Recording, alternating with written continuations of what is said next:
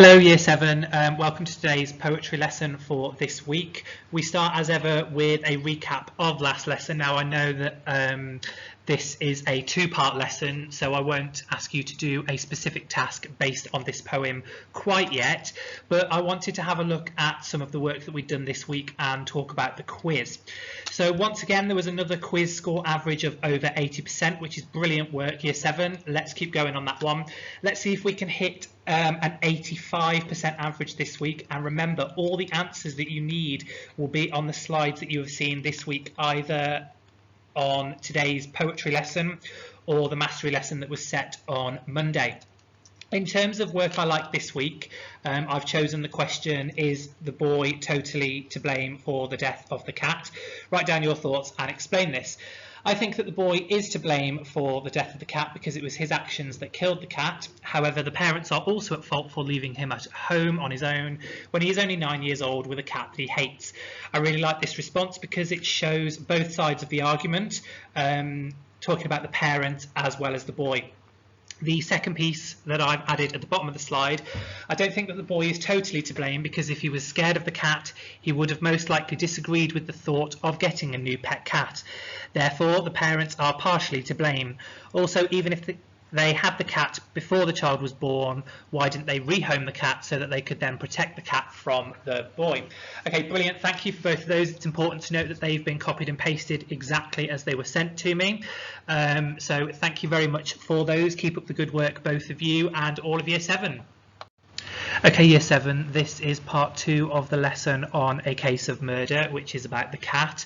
I know that a lot of you last lesson had some very strong feelings about this poem, but we do need to complete this.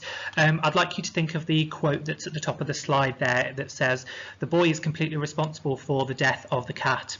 And I'd like you, for your starter, please, to write a brief paragraph that explains whether you agree or disagree with this statement. Try to do it in full sentences, please, and if you want to extend your writing, you can also use a quotation from the poem. You should have your poem in your poetry booklet, and it was also uploaded to last week's lesson, and it will be uploaded alongside this week's lesson as well. You'll now need to pause the video so that you can complete the starter. Our focus for the last few weeks has been on how poets use metaphors within their writing, and what I would like you to do as kind of like a second starter is to reread through the poem again if you feel that you need to, and identify and write out 5 different metaphors to describe the cat. Okay, so if you want to pause the video again there, that would be great. Here are some examples from the poem that you may have identified. A cat with round eyes mad as gold, a buzzing machine of soft black stuff, then quick as a sudden cracking glass, the cat half through was cracked like a nut, it's grown in that cupboard and its hot low purr grows slowly louder year by year, and all sides split and the huge black cat pads out of it. Just as a side note, he felt his skin prickle with sparks of dry delight, and salty prayer is about the boy, not the cat. So if you have put any of those two in your answers, you'll just need to put a cross by them or perhaps underline them and put one of the ones in green above in your writing as well. We're now going to answer this question, and the question is, how does Scannell change the way we view the cat throughout the poem? You may want to pause the video there so that you can write this question down. Before we answer this question, we need to do 2 things. We need to consider the 3 different ways the cat is described, and we need to explore the vehicle and ground for each of the metaphors. So let's look at number 1 first. The description of the cat changes throughout the poem. Here are the 3 main stages. Number 1, descriptions of the cat as villainous. Number 2, descriptions of the cat as a victim of the boy's attack. Number 3, descriptions of the cat haunting the boy after it has been killed. Okay, so what I would like us to do now, below in the black writing, we have got descriptions of the cat, and what I would like you to do is to write out those 3 stages, the blue, the red and the green, and I would like you to identify which description fits into which stage. Okay, so we have got a cat with round eyes, mad as gold. If you think that fits the description of the cat as villainous, you would put it under that subheading. If you think it describes the cat as a victim of the boy's attack, you would put it under that heading. Or if you think it's a description of the cat haunting the boy after it has been killed, you would put it under that subheading. So the descriptions that we have are a cat with round eyes, mad as gold, plump as a cushion with tucked in paws, a buzzing machine of soft black stuff, and its mad gold stare, then quick as a sudden cracking glass, the furry dark, the cat half through was cracked like a nut, it's grown in that cupboard and its hot low purr grows slowly louder year by year, and all sides split and the huge black cat pads out of it. And you'll want to pause the video here so that you can complete it.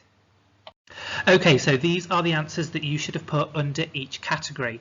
Number 1, descriptions of the cat as villainous. You should have got a cat with round eyes, mad as gold, plump as a cushion with tucked in paws, a buzzing machine of soft black stuff, and its mad gold stare.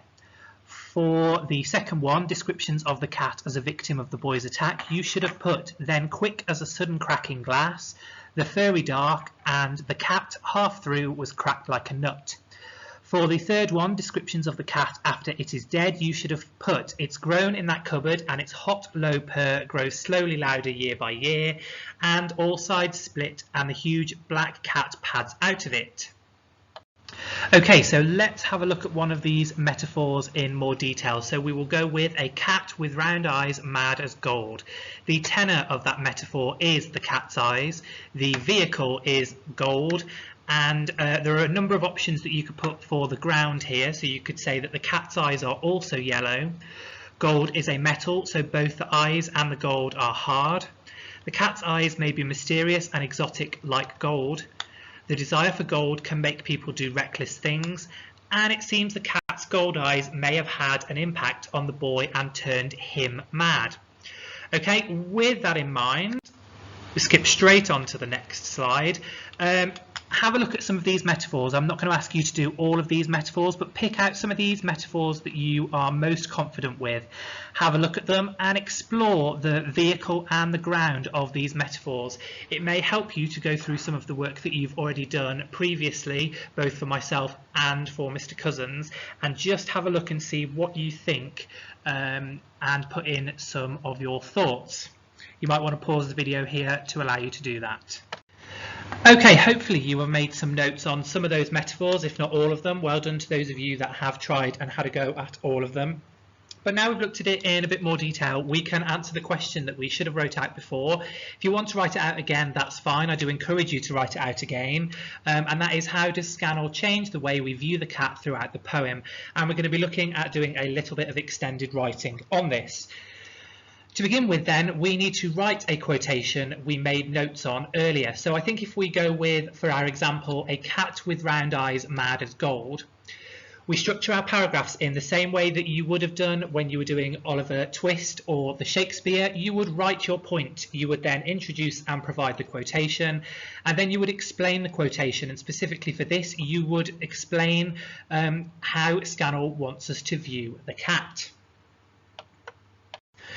Okay, so with that in mind then, you need to write your point, you need to introduce and provide the quote, and then you need to explain the quotation. So let's have a look at an example. We have got the point, which is at the start of the poem, Scannell presents the cat as villainous. The quotation is, it is described as a cat with round eyes, mad as gold. And our explanation would be, this metaphor suggests that the boy finds the cat strange and terrifying. The description of the eyes as mad implies that the cat might be malicious and unreasonable, as if it might lash out at the boy at any minute. Scannell uses the word gold to suggest that the eyes are hard like metal, perhaps suggesting that the cat is unfeeling. The desire for gold can make people do reckless things, so that the phrase mad with gold suggests that the cat might do something frightening to the boy. With that in mind then, I would like you to write 2 more paragraphs on this question. You can use the example to help you, but you do need to write about the descriptions of the cat as a victim of the boy's attack, and descriptions of the cat haunting the boy after it is dead. Now, once again, you need to introduce your point first, then introduce your quotation, and then explain it in the same way that you will have done for Oliver Twist and Shakespeare. You'll need to pause the video now so that you can complete this task. When you finish then, of course, you need to check your writing. So check number 1, are there any run-on sentences? Check number 2, does each proper noun begin with a capital? Check number 3, have you used pronouns clearly and accurately? And check number 4, have you checked your spellings, e.g. for Scannell? Okay, and to finish up then, as usual, it is a question with multiple choice answers. Which of the following statements are true of this metaphor? The metaphor is, and though it died, it's grown in that cupboard, and its hot, low purr grows slowly louder year by year. Is it A, the boy feels more and more guilty as time passes? B, the cat broke very easily? C, the boy thought of the cat as a machine to make it easier to hurt it? D, it is very warm in the cupboard underneath the stairs? Or E, the cat didn't really die? Please write out your statements in full sentences. Please do not just write the letter. You'll need to pause this video now so that you don't get the answers straight away. And as you can see by the green font, there is only one correct statement today, and it is A, the boy feels more and more guilty as time passes. Now you have finished this week's lesson, you can have a go at the quiz. If you would like an extended learning opportunity, I would like to know whether you feel sorry for the boy at all, and whether you do or you don't and you want to have a go at this, please explain your reasons why and use full sentences. Thank you very much, Year 7. See you next week.